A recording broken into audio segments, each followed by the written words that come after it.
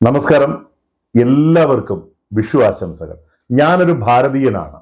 ഈ രാജ്യത്തെ ശിഥിലമാക്കാൻ ശ്രമിക്കുന്നവർ എൻ്റെ രാജ്യത്തിന്റെ ശത്രു എന്നതുപോലെ എന്റെയും ശത്രുവാണ്. ഇന്ത്യയും പാകിസ്ഥാനുമായി യുദ്ധമുണ്ടാകുമ്പോൾ പാകിസ്ഥാൻ ജയിക്കണമെന്ന് ആഗ്രഹിച്ച് ഇവിടെ നിന്ന് പ്രാർത്ഥിക്കുന്നവരുടെ ഒരു സൗഹൃദവും എനിക്ക് ആവശ്യമില്ല. അങ്ങനെയുള്ള കുറെ അധികം പേർ എൻ്റെ FB പേജിലുണ്ട്. ദയവായി അവർ ഒഴിഞ്ഞു പോകണമെന്ന് സ്നേഹത്തോടെ അഭ്യർത്ഥിക്കുകയാണ്.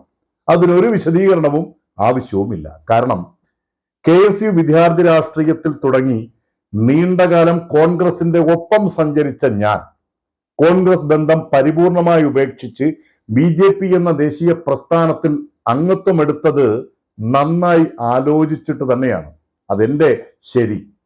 FB പേജിലൂടെ ഇത് പരസ്യമാക്കിയപ്പോൾ എന്നെ പൊങ്കാലയിട്ടവരിൽ 99% പേരും എന്റെ നേട്ടങ്ങളിൽ ഒരു വാക്കുകൊണ്ട് പോലും എന്നെ അഭിനന്ദിക്കാത്ത വർഗീയവാദികളാണ്. ഭൂരിഭാഗവും ഇടത് വലത് പാർട്ടിക്കാർ എന്ന് വിശ്വസിപ്പിക്കുന്ന കപടമുഖങ്ങൾ, അതിൽ കൂടുതലും പ്രവാസികൾ. അവർ അങ്ങനെയേ പറയൂ എന്ന് എനിക്ക് നന്നായി അറിയാമായിരുന്നു. പകൽ സമയങ്ങളിൽ സഖാക്കൾ ചമഞ്ഞു നടക്കുകയും ഇരുട്ടിൽ PDPയും SDPയും ആയി മാറുന്നവർ, കോൺഗ്രസിന്റെ പതാക പുതച്ച് ജമാഅത്ത് ഇസ്ലാമിയുടെ ഹൃദയം പേറുന്നവർ, അവർക്ക് എന്നോടല്ല വിരോധം. ഹിന്ദു എന്ന സംസ്കാരത്തോട് മുഴുവനായാണ് ഞാൻ മുന്നോട്ട് തന്നെയാണ്. ഏക എന്ന ചാനലിലൂടെ എനിക്ക് പറയാനുള്ളത് പറയുക തന്നെ ചെയ്യും. അത് ഇരുട്ടിന്റെ മൂടുപടം പുതച്ചല്ല, പകൽ വെളിച്ചത്തിൽ പരസ്യമായി തന്നെ. ഞാൻ ഒരു മതത്തിനും എതിരല്ല.